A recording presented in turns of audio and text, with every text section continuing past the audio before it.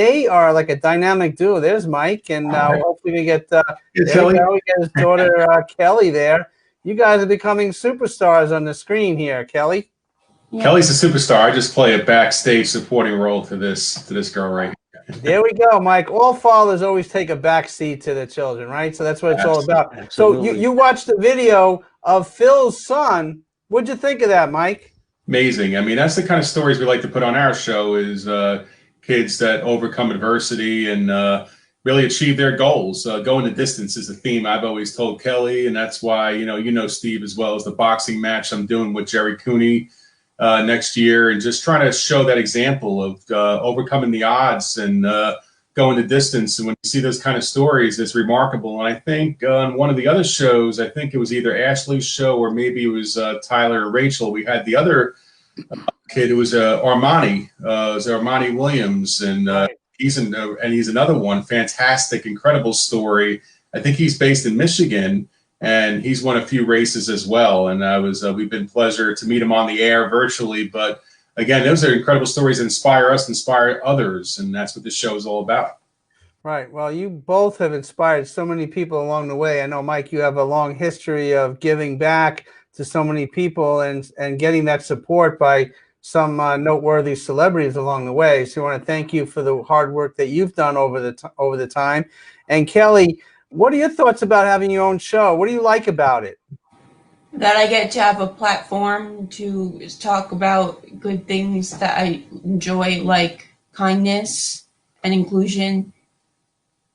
And talk about your KAHL project, KAHL, Kindness Acceptance, right, Kelly? Yeah, that's a platform I started to journal about topics that are important to me, and hopefully that platform will become bigger in the next year. Wow. Well, you're very courageous for, you know, getting that platform out there, because not a lot of people your age would do something like this. Mm-hmm. And Mike, I mean, what challenges did you face going through the school system along the way? You know, the IEP process, especially, you know, just having to advocate going through an individualized educational plan. I have a meeting Thursday. Been doing that since Kelly's been in kindergarten. And, you know, the way I talk, you know, I keep them in there for like 5 hours, 6 hours. They're scared of me when I go up to the school, quite frankly. But you have to be an advocate for your kid and make sure she gets the right accommodations. So I've had to have a lot of battles. That's helped her, thankfully, over the years, and being that advocate. And even with her, you know, Phil, you mentioned about your son's challenges with sports. I mean, Kelly loves cheerleading, and it was very hard to get her on a team because really the phobia they have as well. She's special needs. She can't, and she has the abilities, and she proved it in middle school. She gets the competitive cheerleading, and but you know, Kelly's been persevering. She was on a dream team of special need kids that she helped to form. And now she's also now on a regular team now that she's been on the last couple of months. And she's, what are you now, a base, or I don't know the terminology, but what's I'm a base. Your base, okay. Whatever that means in cheerleading. I think she the flyers but I mean, she's getting to achieve her goals step by step. It doesn't happen overnight, but we got to hang in there. And I think that's what the show, again, what we're talking about tonight is having that perseverance and overcoming those obstacles and biases that people have against special need kids. All right. Mike, what are your thoughts? Why is it important to spend quality time with your daughters? Well, I can definitely relate to what Phil just said. I mean, with these girls, I'm a travel warrior too, and I'm always, as you know, Steve, on the road and until the pandemic. And I've always had the girls a lot of times go on trips with me, but I'll make it something special for them. Kelly, when she was younger, loved American Girl dolls, a very expensive habit. These were like $120 a pop. I think I'm still paying those things off, but we go to American Girl stores in every city. Jenna likes concerts. I had to drive to Atlanta to see some crazy singer, actually a couple times, trips all over. But those experiences on the road and kind of them living what I do on a daily basis and going to these charity events that I do and mingle, and they don't know who the celebrities are, which is actually the funniest part of the whole process is they could be around the boxing guys or around the baseball guys and have who they are. Very authentic, actually. Did you have that quote? They've been a part of my world, and I've been a part of their world. I think it's, again, it's the little things there. It's not the big vacations, but it's really the, you know, those things that really count. Well said, Mike. And Phil, when you It means the world. So, Mike, I applaud you. I think it's great with you and your daughter sitting there together. It means the world to me seeing you guys like that. I wish my kids would spend that much time sitting with me in front of a TV. It just what doesn't happen in my house. Well, I gotta force them sometimes, right, Kelly? So, but I relate to what you said, Phil, too. Like, sometimes sensory overload for Kelly. Like, we were in New York City, I think it was last summer, and really Times Square, loud noises and all the crazy cartoon characters, and I was enjoying it, not realizing that it was a lot for Kelly to absorb, and she kind of had, a couple of moments there where I had to realize that got to get her out of that element and get her, because it was just too much for her. It's her world, and sometimes it's a little bit too much, so I need to learn how to slow it down. I learn a lot from her, and I kind of have to adjust how I live to her needs. And, I learn a lot every day as a parent. So continually learning is what I call it. So, Kelly, how important is it to have your father involved with the things that you do, cheerleading and doing the show with him? How important is that for you? I like when my parents support me when I have like ideas and goals. So when you have ideas, so you feel like they're listening to you, and that's important. Sometimes parents don't have the time to listen to their children. That's Correct. all they want to do, right? Correct. I mean, Mike, how many children does Mike have? You have two, right, You have Mike? two, Mike? Two girls. If you don't count the dog, the dog's the third one, but I didn't I hear can't. I don't know. yes, I have that also. My question actually to you, Mike, did you ever have fun? Your kids do they work well together and you at the same time? Because in my world, no, they don't. So it's a little hard to have to spend time with one child and then spend time with the other. I don't know if you have run into the same problem with your kids. Oh, I mean, Kelly can travel with me. We just went up to Massachusetts to see some friends, Irish Mickey Ward, the boxer. Kelly can travel. Like Jenna, my younger one, is the opposite. I could not. I could only go half an hour without her stopping for a bathroom break or something, or just complaining. And they're just opposites in how they operate. So Kelly, I'll take on these long road trips. Jenna, unless it's a concert or something she wants, she's not in for it. So you learn to adapt. They're totally, and them together, but there's moments when they'll actually work well together. They both like cheerleading. I'm seeing more of that sisterly bond come together finally. It's taken many, many years, and they're finally getting to that point where they can coexist and have some common interests. But they're, with me and how I deal with them, totally on polar opposites. So. Well, that's great. And we have Mike, those proud moments you have with your children, it doesn't get better than that, right? I don't know. I mean, it's the best. Both of them, they both achieved so much beyond what I've ever could have imagined. And Kelly's progress, especially in the things she's done over the last 5-10 years, is just beyond. And there's so much more to come, which is so great about it. It's just the beginning of the journey. So World champion. World champion. Someday I'm going to be a world champion. Yep. Someday you will. You already are a world champion in my book, but to get that actual medal, I know you will. Yeah. That's right. And Kelly, when you're competing in cheerleading, are you competitive? Yeah, I like to win for my team. Okay. And I like to do my personal best and for the team to do their best. Okay, so I like that answer. You like to win for your team. It's not really about you. It's about winning for your team. And you know what? We do a little segment here on our show. It's called Youth Heroes.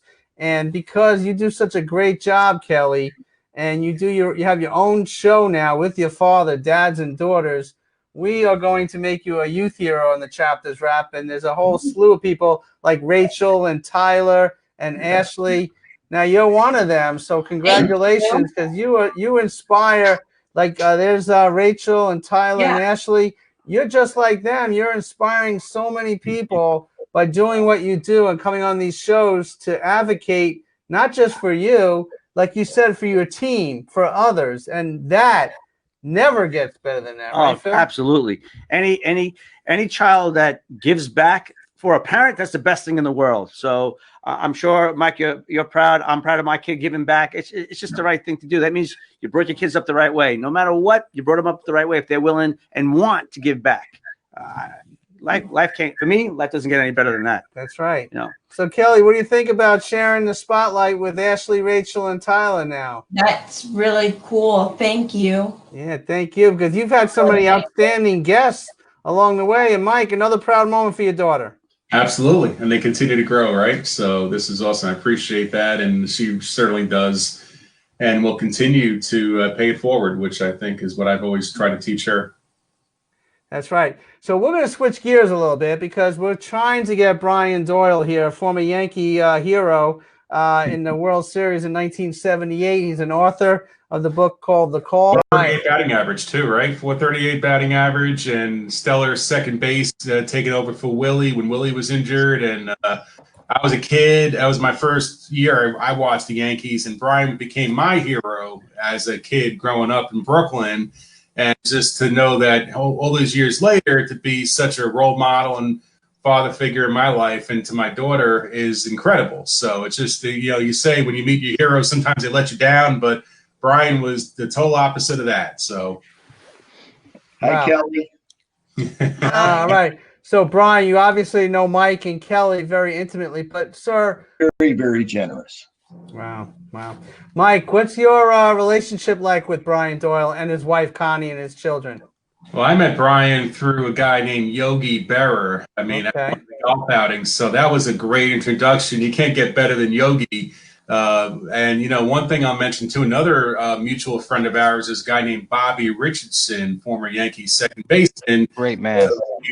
Bobby was just announced today, Brian, is going to be in the New York State Baseball Hall of Fame next year. Nice. Ah, okay. 2021. So big news. And Bobby and Betsy are very involved in global sports, and they come every year. We're so happy to always share time with Bobby and Betsy. And, Brian, I think, Steve, I'm going to tell this story. That special Brian Doyle Day we did for him 5 years ago, thanks to Ray Negron and Dave Abrams in Scranton. But that day was so special, not being just Father's Day, but I got to play in the game thanks to Ray and Brian who are on this. And I got to get a hit off Jeff Nelson, which I play every day on my phone 10 times a day to boost my confidence. And I got to score and play right field. And I was a Yankee for a day. And it was the coolest thing that you guys could, really the coolest gift you could ever give me. Now, the girls were there. They were on their phones, but they watched the video, of course, all the other times afterwards. So they watched that.